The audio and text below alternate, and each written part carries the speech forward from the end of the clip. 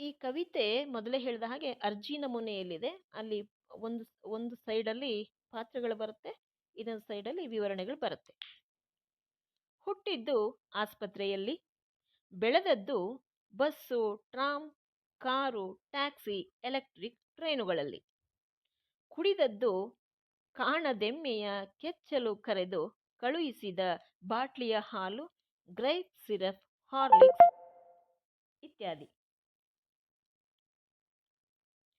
ಕಂಡದ್ದು ಬೆಳಗಿನಿಂದ ಸಂಜೆಯ ತನಕ ಲಕ್ಷ ಚಕ್ರದ ಉರುಳು, ಅವಸರದ ಹೆಜ್ಜೆಯ ಮೇಲೆ ಸರಿವ ಸಾವಿರ ಕೊರಳು.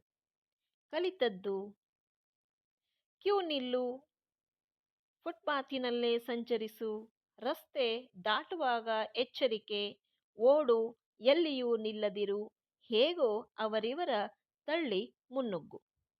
ಎಲ್ಲಾದರೂ ಸರಿಯೇ ಬೇರೂರು ಹೀರು.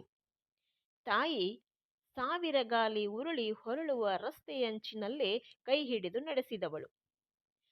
ಇರುವ ಒಂದಿಂಚು ಕೋಣೆಯಲ್ಲೇ ಹೊರಲೋಕವನ್ನು ಪರಿಚಯಿಸಿ ಎಚ್ಚರಿಕೆ ಕೊಟ್ಟವಳು. ಬಹುಶಃ ನಿಮಗೆ ಇದು ನಮಗೂ ಅಪ್ಲೈ ಆಗುತ್ತಲ್ವ ಅಂತ ಅನಿಸ್ತಾ ಇದೆ. ನಮಗೂ ಇದು ಅನ್ವಯಿಸುತ್ತೆ ನೋಡಿ, ಎಷ್ಟು ನೀಟಾಗಿ ಕೊಡ್ತಾ ಹೋಗ್ತಾ ಇದ್ದಾರೆ ಪದ್ಯದ ಸಾಲುಗಳಲ್ಲಿ. ಹುಟ್ಟೋದು ಆಸ್ಪತ್ರೆಯಲ್ಲಿ, ಬೆಳೆದದ್ದು ವೆಹಿಕಲ್ಸ್ಗಳ ಸದ್ದುಗಳಲ್ಲಿ. ಏನು ಕಂಡಿದ್ದೀವಿ ನಾವು ಅಂದರೆ, ಎಮ್ಮೆ ಇಲ್ಲ, ಹಸು ಇಲ್ಲ, ಮೇಕೆ ಇಲ್ಲ, ಯಾವುದನ್ನು ಕಾಣೋದಿಲ್ಲ. ಬಾಟ್ಲಿನಲ್ಲಿ ಪ್ಯಾಕೆಟ್ಗಳಲ್ಲಿ ಬರುವ ಹಾಲನ್ನೇ ನಾವು, ಅದ್ರ ಬಗ್ಗೆ ಎಲ್ಲ ಬೇಕಾದಷ್ಟು ವಿಚಾರಗಳನ್ನು ನಾವು ಸೋಷಿಯಲ್ ಮೀಡಿಯಾದಲ್ಲಿ ನೋಡ್ತಾ ಹೋಗ್ತಾ ಇದ್ದೀವಿ ಇವತ್ತು. ಸಿರಫು, ಹಾರ್ಲಿಕ್ಸು ಇಂಥದ್ದನ್ನು ಕುಡಿತಾ ಬೆಳೆದಿದ್ದೀವಿ ನಾವು. ಏನು ಕಂಡಿದ್ದೀವಿ? ಬೆಳಗಿನಿಂದ ಸಂಜೆವರೆಗೂ ಲಕ್ಷ ಚಕ್ರದ ಉರುಳು, ಅವಸರದ ಹೆಜ್ಜೆ, ಮೇಲೆ ಸರಿವ ಸಾವಿರ ಕೊರಡು. ಏನು ಕಲ್ತಿದ್ದೀವಿ ಅಂದರೆ, ಕ್ಯೂ ನಿಲ್ಲೋದನ್ನು, ಫುಟ್ಪಾತಲ್ಲೇ ನಡಿಬೇಕು, ರಸ್ತೆ ದಾಟುವಾಗ ಎಚ್ಚರಿಕೆಯಿಂದ ದಾಟಬೇಕು, ಓಡು ಎಲ್ಲಿಯೂ ನಿಲ್ಲದೆ ಓಡು ಓಡು ಓಡು ಓಡು ಅನ್ನುವಂಥದ್ದು. ಹೇಗೆ ಅಂದರೆ, ಯಾರನ್ನು ಬೇಕಾದ್ರೂ ತಳ್ಳು, ಒಟ್ಟು ನೀನು ನುಗ್ಗು, ಒಟ್ಟು ನೀನು ಬದುಕು ಅಂತ, ಈ ರೀತಿಯಾದಂಥ ವಿಚಾರಗಳು. ನಾನು ಈ ಪದ್ಯವನ್ನು ಓದಿದ ಮೇಲೂ ಕೂಡ ಕೆಲವೊಂದಷ್ಟು ವಿವರಣೆಗಳನ್ನು ಕೊಡೋ ಪ್ರಯತ್ನವನ್ನು ಮಾಡ್ತೀನಿ. ತಾಯಿ ಏನು ಮಾಡ್ತಾಳೆ? ಮಗುವಿನ ಕೈಯನ್ನು ಹಿಡಿದು ಸೇಫ್ಟಿಗೆ, ಹೌದಲ್ವಾ, ರಸ್ತೆಗಳನ್ನು ದಾಟುವಾಗ ಇನ್ನೊಂದು ಮತ್ತೊಂದು ಹುಷಾರಾಗಿರುವಂಥದ್ದನ್ನು ಹೇಳಿಕೊಡುವಂಥ ಪ್ರಯತ್ನ, ಮಗುವನ್ನು ಬದುಕು ಹೇಗೆ ಮಾಡಬೇಕು ಅನ್ನೋದು ಅಷ್ಟಷ್ಟರಲ್ಲೇ ಪ್ರಾಕ್ಟಿಕಲ್ ಆಗಿ ಹೇಳೋ ಪ್ರಯತ್ನವನ್ನು ಮಾಡ್ತಾಳೆ. ಇರುವ ಒಂದು ಇಂಚು ಕೋಣೆಯಲ್ಲಿಯೇ ಹೊರಲೋಕದ ಪ್ರಪಂಚವನ್ನು ತೋರಿಸೋ ಪ್ರಯತ್ನ, ಪರಿಚಯಿಸೋ ಪ್ರಯತ್ನವನ್ನು ಮಾಡ್ತಾಳೆ ಅಂತ. ಹಳ್ಳಿಗಳಲ್ಲಿ ದೊಡ್ಡ ದೊಡ್ಡ ಮನೆಗಳು, ಬಿದ್ದು ಒದ್ದಾಡಿದ್ರು ಕೂಡ ಅಲ್ಲಿ ಯಾರು ಕೇಳೋದಿಲ್ಲ. ಆದರೆ ಇಲ್ಲ, ಹಂಗಿಲ್ಲ. ಎದುರುಗಡೆ ಮನೆಯವರು ಕಾಂಪೌಂಡ್ ಮುಂದೆ ಹೋಗಿ ನಿಂತ್ಕೊಳ್ಳೋಂಗಿಲ್ಲ, ಕ್ಯಾಮ್ರಾ ಫಿಕ್ಸ್ ಮಾಡಿರ್ತಾರೆ. ಯಾರೋ ಬಂದಿದ್ದಾರೆ ಕಳ್ಳರು ಅನ್ನೋ ರೀತಿಯಲ್ಲಿ ನೋಡ್ತಾರೆ. ನಾವು ಹಳ್ಳಿಗಳೆಲ್ಲ ಹಂಗಿಲ್ವೇ ಇಲ್ಲ. ನೀವು ಯಾರ ನಾನೇ ನನ್ನ ವಿಚಾರಗಳನ್ನೇ ಹೇಳ್ತೀನಿ. ನಾವು ಊರುಗಳಿಗೆಲ್ಲ ಹೋಗ್ಬಿಟ್ರೆ ವಾಪಸ್ ನಾವು ನಮ್ಮ ಸ್ವಸ್ಥಾನಕ್ಕೆ ಬರೋವರೆಗೂ ಕೂಡ ನಮ್ಮ ಮನೆಗಳಲ್ಲಿ ಊಟ ಮಾಡೋದೇ ಕಡಿಮೆ. ಇವ್ರ ಮನೆಗೆ, ಸ್ನೇಹಿತರ ಮನೆಗೆ, ನೆಂಟರಿಷ್ಟ್ರ ಮನೆಗೆ, ಅಥವಾ ಪರಿಚಯಸ್ಥರು. ಅಲ್ಲಿ ಪರಿಚಯಸ್ಥರು ಅನ್ನೋದಕ್ಕಿಂತ ಎಲ್ಲರೂ ನಮ್ಮವರೇ, ಎಲ್ಲರೂ ನಮ್ಮವರೇ. ಆ ರೀತಿಯಾದಂಥ ಒಂದು ಅನುಭವ, ಒಂದು ಪ್ರೀತಿ, ವಾತ್ಸಲ್ಯ, ಮಮಕಾರ ಎಲ್ಲವೂ ಸಿಗುತ್ತೆ ಹಳ್ಳಿಯ ವಾತಾವರಣದಲ್ಲಿ ಅಥವಾ ಹಳ್ಳಿಯ ಜನರ ಜೀವನದಲ್ಲಿ ಅಂತಕ್ಕಂಥದ್ದು. ಇಲ್ಲಿ ಆ ರೀತಿ ಇಲ್ಲ. ಇರುವಂತಹ ಚಿಕ್ಕ ಕೋಣೆಯಲ್ಲಿಯೇ ಹೊರಗಿನ ಜಗತ್ತನ್ನು ಪರಿಚಯಿಸುವ ಪ್ರಯತ್ನವನ್ನು ತಾಯಿ ಮಾಡ್ತಾಳೆ. ಯಾಕೆಂದ್ರೆ ಅವಳಿಗೆ ಸಮಯನೇ ಇಲ್ವಲ್ಲ, ಮೊದಲಿಗೆ ಸಮಯನೇ ಇರೋದಿಲ್ಲ ತಾಯಿಗೆ ಅನ್ನುವಂಥದ್ದು.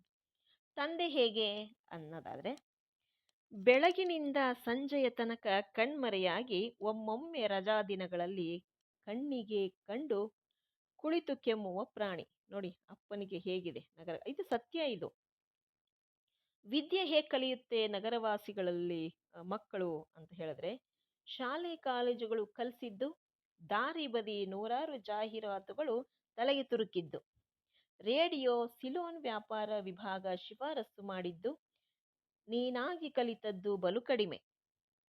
ಬಸ್ ಸ್ಟಾಪಿನಲ್ಲಿ ನಿಂತ ಬಣ್ಣಗಳ ಕಡೆಗೆ ಕಣ್ಣಾಡಿಸುವುದೊಂದನ್ನು ಹೊರತು ಜೀವನ ಹೇಗೆ ಅಂದರೆ, ಈ ಲಕ್ಷ ದಾರಿಗಳ ಚದುರಂಗದಾಟದಲ್ಲಿ 100 ಬೆಳಕಿನ ಕೆಳಗೆ ಯಾರದೋ ಕೈಗೊಂಬೆಯಾಗಿ. ನಾನು ನಿಮ್ಗೆ ಆವಾಗಲೇ ಹೇಳಿದೆ, ಇನ್ನೊಬ್ಬರ ಕೈ ಕೆಳಗಡೆ ಅಧೀನದಲ್ಲಿರ್ತೀವಿ ನಾವು ನಗರವಾಸಿಗಳು ಅಂತ. ಬೆಳಕಿನ ಕೆಳಗೆ ಯಾರದೋ ಕೈಗೊಂಬೆಯಾಗಿ ಮುಂದುವರಿಯುವುದು, ಏಳುವುದು, ಬಟ್ಟೆಯಲ್ಲಿ ಮೈ ತುರುಕಿ.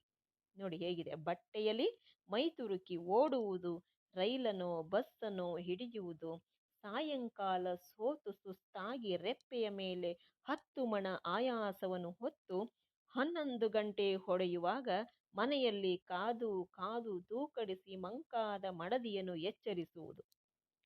ತಣ್ಣಗೆ ಕೊರೆವ ಕೂಳುಂಡು ಬಾಡಿಗೆ ಮನೆಯ ನೆರಳಿನ ಕೆಳಗೆ ಮತ್ತೆ 1000 ಗಾಳಿಯುಜ್ಜುವ ಕನಸು ಬಂಡಿಯ ಕೆಳಗೆ ಹಾಸುಗಂಬಿಯ ಹಾಗೆ ತತ್ತರಿಸುತ್ತಾ ಮಲಗುವುದು.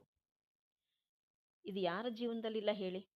ಇದಿಷ್ಟೂ ಕೂಡ ಪದ್ಯದಲ್ಲಿ ಬಂದಂತಹ ಪ್ರತಿಯೊಂದು ಸಾಲಿನ ಸನ್ನಿವೇಶಗಳು ನಗರವಾಸಿಗಳ ಎಲ್ಲರ ಜೀವನದಲ್ಲಿಯೂ ಕೂಡ ಇದು ಹಾಸುಹೊಕ್ಕಾಗಿದೆ. ಹಾಗಾಗಿನೇ ಇಲ್ಲಿ ಯಾರ ಹೆಸರು ಇನ್ನೊಂದು ಮತ್ತೊಂದು ಇಲ್ಲ. ಇದು ಎಲ್ರಿಗೂ ಕೂಡ ಬಹುಶಃ ಅಪ್ಲೈ ಆಗುತ್ತೆ ಅನ್ನುವಂಥದ್ದು. ಓಡೋದೆ ಮೈ ತುರ್ಕೋದು ನೋಡಿ, ಬಟ್ಟೆಯಲ್ಲಿ ಮೈ ತುರ್ಕೋದು ಅಂತ ಎಂಥ ಪದಗಳನ್ನು ಬಳಸಿದ್ದಾರೆ GS ಶಿವರುದ್ರಪ್ಪನವರು. ಇದು ಆರಂಭದ ನವೋದಯ ಕಾಲದ ಆರಂಭ ಘಟ್ಟದಲ್ಲಿ ಬರೆದಿರ್ತಕ್ಕಂಥ ಪದ್ಯಗಳಿವೆಲ್ಲವೂ ಕೂಡ. ಹೌದಲ್ವಾ? ನೋಡಿ, ಅವರ ಕಾಲಘಟ್ಟ 2013ವರೆಗೂ ಬದುಕಿದ್ದಂಥವ್ರು. ಸೊ ಅಲ್ಲಿಂದ ಇಲ್ಲಿವರೆಗೂ ಅಭಿವೃದ್ಧಿಯ ಹೆಸರಿನಲ್ಲಿ ಏನು ನಗರಗಳು ಹುಟ್ಕೊಂಡಿದಾವಲ್ಲ, ಅಲ್ಲಿನ ಚಲನವಲನಗಳು, ಜನರ ಜೀವನದ ಆ ಒಂದು ವ್ಯವಸ್ಥೆ ಅಲ್ಲ, ಅದು ಅಸ್ತವ್ಯಸ್ತವಾದ ವ್ಯವಸ್ಥೆ. ಅದನ್ನ ನೋಡಿದಂತಹ ಕವಿಗಳು ಎಷ್ಟು ಮನೋಜ್ಞವಾಗಿ, ಎಷ್ಟು ಅರ್ಥಗರ್ಭಿತವಾಗಿ, ಎಷ್ಟು ಸಹಜವಾಗಿ ವಾಸ್ತವಕ್ಕೆ ಪ್ರಸ್ತುತತೆಗೆ ಹತ್ತಿರವಾಗುವಂಥ ವಿಚಾರಗಳನ್ನ ಈ ಒಂದು ಪದ್ಯ ಭಾಗದಲ್ಲಿ ಹೇಳ್ತಾ ಇದ್ದಾರೆ. ಇದು ಕೇವಲ ಮುಂಬೈ ಜಾತಕ ಮಾತ್ರವಲ್ಲ, ಇಡೀ ನಗರಗಳ ಜಾತಕವೇ ಹೀಗಾಗಿದೆ ಅನ್ನುವಂಥದ್ದು. ಇಡೀ ಪದ್ಯವನ್ನ ಒಟ್ಟಾಗಿ ಸೇರಿಸಿ ಅದರ ಸಾರಾಂಶವನ್ನ ಹೇಳುವ ಒಂದು ಪ್ರಯತ್ನವನ್ನು ನಾನು ಈಗ ಮಾಡ್ತೀನಿ.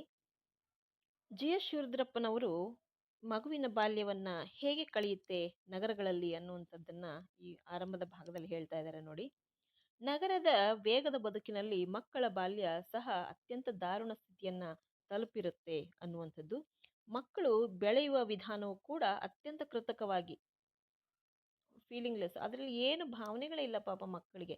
ಹುಟ್ಟಿದೆ ಅಂದಿದ ತಕ್ಷಣವೇ ಮಗುವಿನ ಜೊತೆಯಲ್ಲಿ ಇರಬೇಕು ಅನ್ನುವಂಥದ್ದಿಲ್ಲ, ಅನಿವಾರ್ಯವಾದ ದುಡಿಮೆ ಅಷ್ಟೇ ನಗರಗಳಲ್ಲಿ. ಹಾಗಾಗಿ ಬಾಂಧವ್ಯಗಳೇ ಇಲ್ಲ, ಎಲ್ಲ ಕೃತಕವಾದಂತಹ ನಡಾವಳಿಗಳನ್ನು ಅಳವಡಿಸ್ಕೊಂಡು ಬೆಳೆಯುವಂಥ ಪರಿಸ್ಥಿತಿ. ಮಗುನು ಹೊಂದ್ಕೊಂಡ್ಬಿಡುತ್ತೆ ಪಾಪ, ಏಕೆಂದ್ರೆ ಹುಟ್ಟೋದು ಆಸ್ಪತ್ರೆಯಲ್ಲ, ನಮ್ಮವ್ರು ತಮ್ಮವ್ರು ಯಾರು ಇಲ್ಲ ಅಲ್ಲಿ.